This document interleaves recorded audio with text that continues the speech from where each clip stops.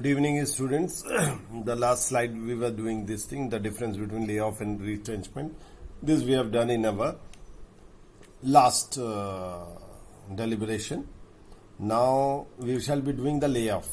So section 2KK of the Act defined layoff as the failure or refusal or inability of an employer on account of shortage of coal, power or raw material, or the accumulation of stock, or the breakdown of machinery, or any other reason to give employment to a workman whose name is bond, यानी कि it's carried on the muster roll, जो list होती है workers की, on his industrial establishment and who has not been retrenched, यानी कि उसको job से नहीं निकाला गया है, उसको हम lay off करेंगे. Now let me define it. Now this section 2K, it emphatically says this thing, the failure or refusal. Failure यानी कि वो संसाधन नहीं दे पा रहा है एम्प्लॉयर, वो फैसिलिटी नहीं दे पा रहा है जिससे प्रोडक्शन स्टार्ट हो, या रिफ्यूजल मना कर रहा है कि मैं काम करने नहीं दे सकता आप लोगों को, और inability of an employer on account of shortage of coal. Now these are fuel. किसी भी इंडस्ट्री में फ्यूल कोल की जरूरत होती है, पावर की जरूरत होती है, रॉ मटेरियल की जरूरत होती है, और द एक्यूमुलेशन ऑफ स्टॉक, यानी कि ऑलरेडी स्टॉक बहुत ज्यादा अवेलेबल है. स्टॉक यानी इन्वेंट्री हमारी ऑलरेडी है, तो we need not make more of our production. So what we should do, we should scale down our production level. अगर हम पहले 100 यूनिट्स पर डे बना रहे थे, अब हमें 50 ही बनाने, तो नेचुरली अगर हम 50 यूनिट बनाएंगे, there is a decrease in production, automatically it means that we have to lay off people from the work, क्योंकि इतने लोगों की अब जरूरत हमें नहीं होगी. क्योंकि जितने लोग पहले 100 यूनिट ऑफ अ प्रोडक्ट बनाने के लिए थे, 50 यूनिट में आधे रह जाएंगे, तो नेचुरली जो पर्सन्स होंगे उनको हमें ले ऑफ करना पड़ेगा, यानी बिठाना पड़ेगा. ठीक है. सो एक्यूमुलेशन ऑफ स्टॉक समझ में आ गया आप लोगों के, और द ब्रेकडाउन ऑफ मशीनरी.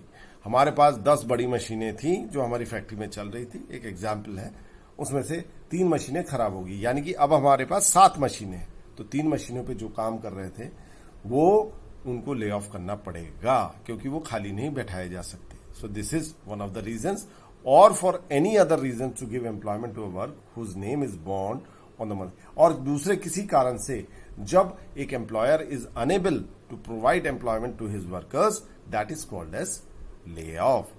और उस नेम इज बॉन्ड यानी कि which is written on the muster roll. Muster roll is nothing but a list of employees, और you can say workers in a industrial establishment and who has not been retrench. यानी कि retrench हो गया तो naturally उसके लिए lay off apply नहीं होगा. रिट्रेंच का मतलब होता है नौकरी से निकाल दिया जाना. तो जब वो रिट्रेंच हो गया है तो ले ऑफ उसके लिए, क्योंकि जो बेसिक डिफरेंस है रिट्रेंचमेंट में और ले ऑफ में वो ये है बच्चों कि retrenchment is permanently making an exit for a person, where of lay off is temporary.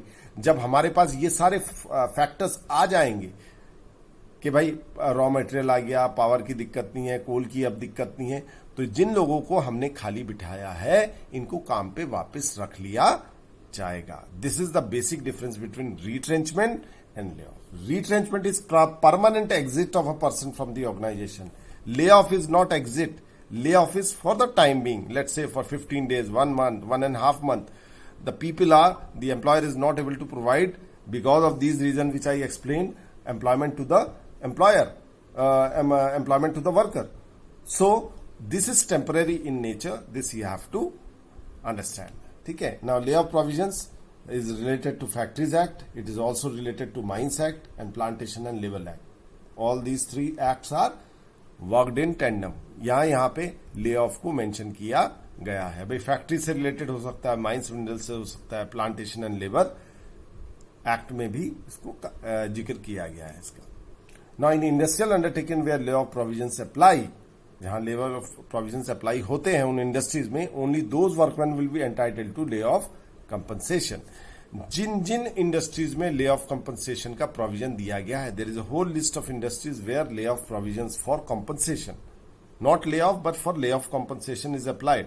क्योंकि अगर लोगों को आप खाली बिठाओगे तो उनका जीवन कैसे चलेगा, तो नेचुरली आपको उनको कॉम्पनसेट करना पड़ेगा. आप उनको फुल वेजेस नहीं दोगे, बट आप उनको कंपनसेट करना पड़ेगा, क्योंकि वो नौकरी से निकाले नहीं गए हैं, they have been temporarily put off from the job. So you have to pay compensation. So, but there is a whole list of industries where these compensation provisions apply. It will not apply to every industry.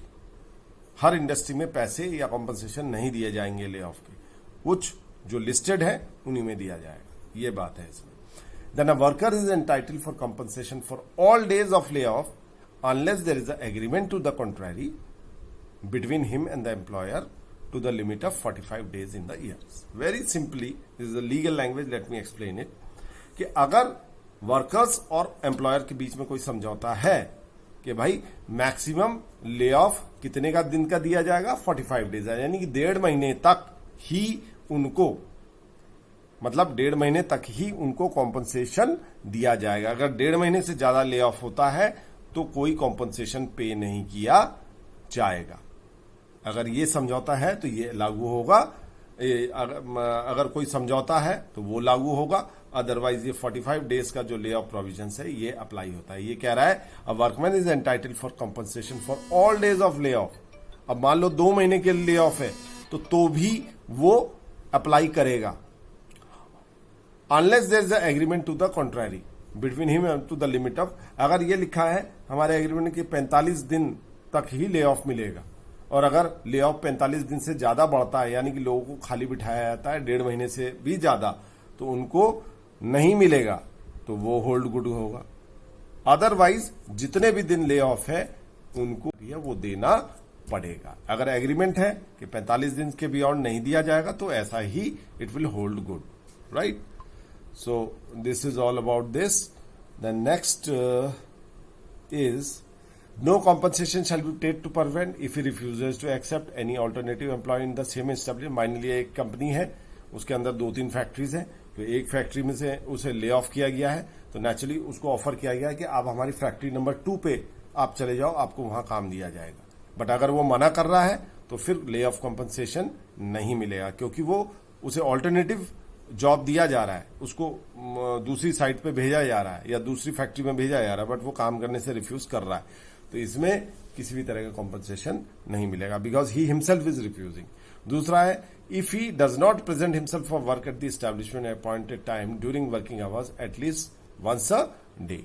ले off provision में एक provision होता है कि आपको रोज अपने को present करना पड़ेगा during the days of lay off for the organisation. वहां जाना पड़ेगा, अपनी शक्ल दिखानी पड़ेगी कि मैं आ गया हूं, क्योंकि काम किसी भी दिन स्टार्ट हो सकता है. तो he has to present himself for work at the establishment at the appointed time. मान लीजिए 10 बजे रोज जाना है तो वो जाएगा, काम नहीं है he will come back, but उसे प्रेजेंस अपनी दिखानी पड़ेगी. If such laying off is due to strike और slowing down of production on part of the workman, यानी कि अगर lay off is due to the strike, अगर स्ट्राइक के कारण ले ऑफ किया गया है, ठीक है, तो भी कॉम्पनसेशन नहीं दिया जाएगा. या स्लोइंग डाउन ऑफ प्रोडक्शन, एक स्ट्रेटेजी बनाते हैं वर्कर्स कि हम प्रोडक्शन जितना है उतना नहीं करेंगे, ठीक है, तो भी कॉम्पनसेशन नहीं दिया जाएगा. ठीक है, मतलब इसके कारण अगर ले ऑफ किया जा रहा है, स्लो डाउन ऑफ प्रोडक्शन कर दिया या स्ट्राइक कर रहे हैं, इस दौरान अगर उनको ले ऑफ किया जाता है तो किसी भी प्रकार का कॉम्पनसेशन नहीं दिया जाएगा. Rest we will continue in the next lecture.